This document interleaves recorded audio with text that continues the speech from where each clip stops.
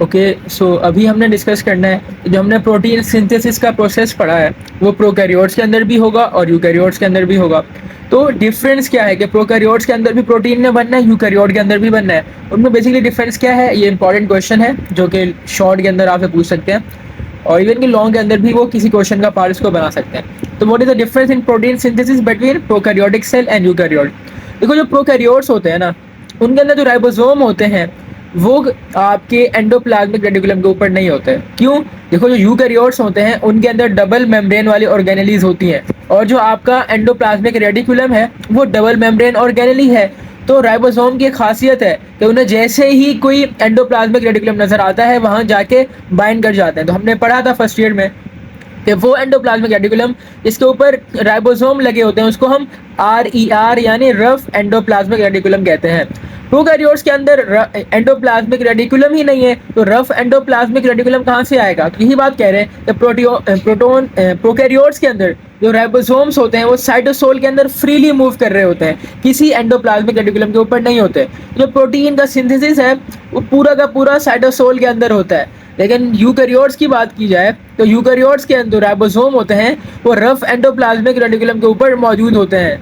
तो protein synthesis जो कि यूकैरियोट्स के अंदर होता है वो साइटोसोल में तो होता है लेकिन ज्यादातर कहाँ होता है? रफ एंडोप्लाज्मिक रेटिकुलम में होता है और ये MCQ का इंपॉर्टेंट पॉइंट है। ठीक है, तो प्रोकैरियोट्स के अंदर कहाँ होता है? साइटोसोल के अंदर कंप्लीटली, बिकॉज राइबोसोम जो होते हैं साइटोसोल के अंदर फ्री होते हैं। यूकैरियोट्स के अंदर कहाँ पर होता है? उनके रफ एंडोप्लाज्मिक रेटिकुलम के अंदर होता है ज्यादातर। साइटोसोल के अंदर भी होता है बिकॉज फ्री राइबोसोम वहां पर भी पाए जाएंगे लेकिन ज्यादातर अटैच फॉर्म में होते हैं, तो ज्यादातर रफ एंडोप्लाज्मिक रेटिकुलम के ऊपर होता है।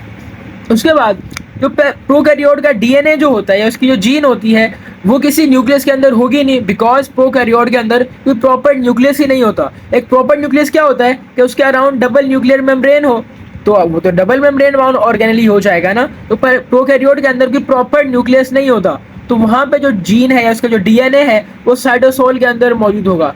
तो यूकैरियोट के अंदर जो ट्रांसक्रिप्शन है वो तो न्यूक्लियस के अंदर होती है, बट प्रोकैरियोट के अंदर ट्रांसक्रिप्शन साइटोसोल के अंदर होती है, न्यूक्लियस के अंदर नहीं होती। तो अगर ट्रांसक्रिप्शन भी वही होगी और ट्रांसलेशन भी वही होगी, लेकिन यूकैरियोट्स के अंदर जो जीन्स की ट्रांसक्रिप्शन है वो तो न्यूक्लियस के अंदर होती है, हाँ ट्रांसलेशन साइटोप्लाज्म के अंदर होती है। उसके बाद जो प्रोकैरियोट की जीन है उनके अंदर इंट्रॉन नहीं होता। ये इंपॉर्टेंट पॉइंट है MCQs का और इसकी हम जो रेगुलेशन पढ़ेंगे जीन एक्सप्रेशन की वहां पर इसकी क्या इंपॉर्टेंस है इसको भी पढ़ेंगे। तो प्रोकैरियोट के अंदर इंट्रॉन होता ही नहीं है। इंट्रॉन क्या है? बेसिकली इंट्रॉन वो रीजन होते हैं जो कोई प्रोटीन कोड ही नहीं करते। जब कोई प्रोटीन कोड ही नहीं करते तो हम इनकी ट्रांसलेशन नहीं कराते, लेकिन याद रखना इनकी ट्रांसक्रिप्शन भी होगी और इनकी क्या कहते हैं रेप्लिकेशन भी होगी। सिर्फ और सिर्फ इंट्रॉन को हम ट्रांसलेशन से पहले स्प्लाइसोसोम की मदद से कट कर देते हैं जो हम मॉडिफिकेशन ऑफ RNA में पढ़ते हैं। ठीक है, तो प्रोकैरियोटिक के अंदर इंट्रॉन होता ही नहीं है, क्योंकि देखो अगर इंट्रॉन होगा तो इंट्रॉन की ट्रांसक्रिप्शन भी होगी और उसकी फिर रेप्लिकेशन भी होगी, तो एनर्जी ज़ाय हो जाएगी। बेचारे प्रोकैरियोट्स इतने छोटे होते हैं और उतनी उन्हें एनर्जी की ज़रूरत होती है कि अगर वो अपनी एनर्जी इंट्रॉन को काटने में लगा दें तो सारी एनर्जी उनकी यहाँ पर ही ज़ाय हो जाएगी। ठीक है, तो अपनी एनर्जी को सेव करने के लिए उनके अंदर इंट्रॉन पाए नहीं जाते। हाँ, यूकैरियोट के अंदर इंट्रॉन जरूर होते हैं, फिर हम क्या करते हैं हम RNA से वो इंट्रॉन के रीजन रिमूव कर देते हैं। किस प्रोसेस में? मॉडिफिकेशन ऑफ RNA में।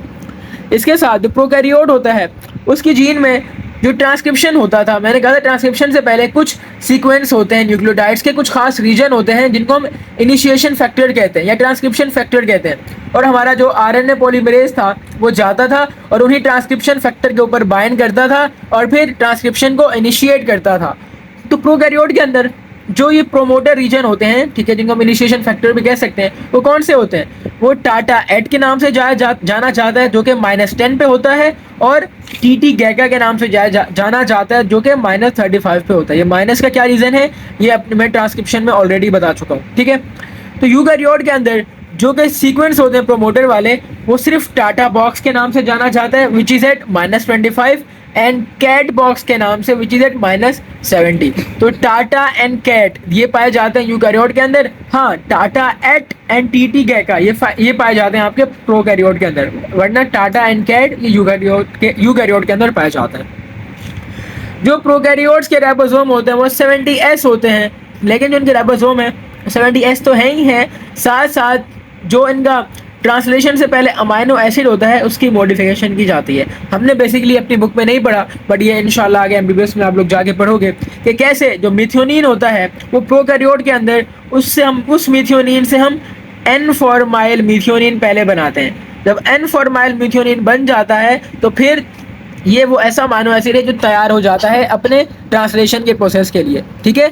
तो फिर यानी कि जो राइबोसोम है 70S तो है, लेकिन जो ट्रांसलेशन में इनिशियल अमाइनो एसिड है वो एन फॉर्माइल मिथ्योनिन है। बेसिकली इनिशियल अमाइनो एसिड से मुराद इनकी वो एक कॉम्प्लेक्स होता है जो कि ट्रांसक्रिप्शन को इनिशिएट करता है, स्टार्ट करता है। तो वो न्यूक्लियोटाइड का सीक्वेंस जो मिथ्योनिन बनाता है वो हम कह सकते हैं कि वो इनिशियल अमाइनो एसिड भी बना रहा है। तो या तो आपका वो काम भी स्टार्ट कर रहा है और पहला अमाइनो एसिड भी वही बना रहा है। तो वो जो पहला अमाइनो एसिड प्रोकैरियोट्स के अंदर बनता है वो एन फॉर्माइल मिथ्योनिन होता है, उसकी मॉडिफिकेशन की जाती है। लेकिन जो यूकैरियोट के अंदर बनता है वो सिंपली मिथ्योनिन होता है, और राइबोसोम जो यूकैरियोट के अंदर होते हैं वो एटीएस राइबोसोम होते हैं। लास्ट डिफरेंस क्या है, प्रोकैरियोट के अंदर देखो ट्रांसक्रिप्शन भी साइटोप्लाज्म की या साइटोसोल के अंदर हो रही है और ट्रांसलेशन भी। तो इनका जो मैसेंजर आरएनए बनता है ऑलरेडी मैच्योर होता है, उसे किसी भी मॉडिफिकेशन की ज़रूरत नहीं होती।